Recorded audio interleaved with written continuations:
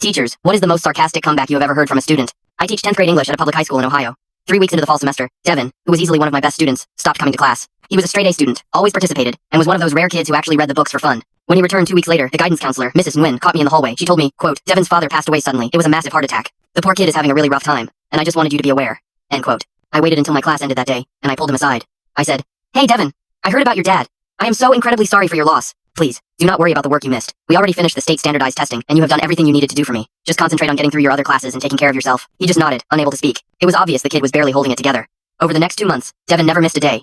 He turned in every single assignment, even though I told him he did not have to. His work was not as stellar as before, mostly B's instead of A's. But considering the circumstances, I was just grateful he was showing up. Then, in early December, Mrs. Nguyen sent an email asking me to attend an intervention meeting regarding Devin. I checked his grades again. He was doing fine in my class, so I did not see the issue. Mrs. Nguyen opened the meeting. She said, Devin is currently failing 4 out of 6 classes. If this continues, he is at risk of repeating the 10th grade. He is currently only passing English and physical education. I wanted us to meet to discuss how we can support him. At that moment, Mrs. Harrington jumped in. She said, he has stopped turning in work in my class entirely. He is missing over 20 assignments. I gave him the chance to make up 10 of them, but he has not turned in a single one. At some point, we have to hold them accountable. Mr. Lopez, the math teacher, nodded in agreement. He said, it is the same in algebra. He does not stay for after-school tutoring. He does not ask for help. He just sits there. I looked over at Mrs. Nguyen, and then I asked the group, well, what exactly do you expect him to do? He is doing fine with me. Mrs. Harrington stared at me, clearly annoyed. She said, that is exactly the problem. You are coddling him. I do not see why we even have to be here with you if you are the one letting students skip the work. That is not helping them. That is not teaching. A heavy silence filled the room. I sat up straighter and said, his father died 8 weeks ago.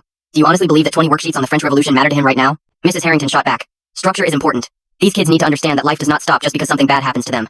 That is also a lesson. I replied. He is 16 years old and he just lost his dad. The only lesson he is learning right now is that half of his teachers care more about their gradebook than they care about his grief. Coach Davidson shifted uncomfortably in his chair, and Mr. Lopez looked down at his shoes. Mrs. Harrington's face turned bright red. She said, that is not fair. I gave him multiple extensions. Just then, Devin walked in. He was not supposed to be there yet, but it was obvious Mrs. Nguyen had texted him to come down. Mrs. Harrington did not even notice him and kept talking. She said, grief is not an excuse for laziness. My mother died when I was in college, and I still managed to graduate on time. Devin stood there, staring right at her. With a calm, terrifyingly steady voice, he responded, you are absolutely right, Mrs. Harrington. My dad dying was incredibly lazy of me. I really should have told him to schedule his heart attack during summer vacation so it would not mess up your lesson planning. Everyone froze. Mrs. Harrington turned pale white. Devin looked at the other teachers, making eye contact one by one. He said, Mr. Lopez, I apologize for not staying for tutoring. I was a little too busy organizing my father's funeral and helping my mom figure out how to pay the mortgage. He turned to the science teacher. Mrs. Lin, I'm sorry if I seemed distracted in your biology lab during the cell division unit. I was just thinking about how my dad's cells are never going to divide again. Finally, he looked at me. Mr. Lane, thank you for being the only one who treated me like I matter more than a history worksheet. At least someone in this room remembers that I am a human being. He walked out of the room without slamming the door or making a scene. Nobody said a word. Mrs. Nguyen closed her laptop firmly. She said, I think we are done here. Mrs. Harrington opened her mouth to speak, but Nguyen cut her off immediately. She said, please, I need everyone to leave, except for Mr. Lane. When the others had left, Mrs. Nguyen looked at me and said, that was bad. I'm sending this straight to the principal. They are going to transfer Harrington. Devin ended up passing all his classes. Suddenly, the other teachers learned how to be a lot more flexible with their due dates.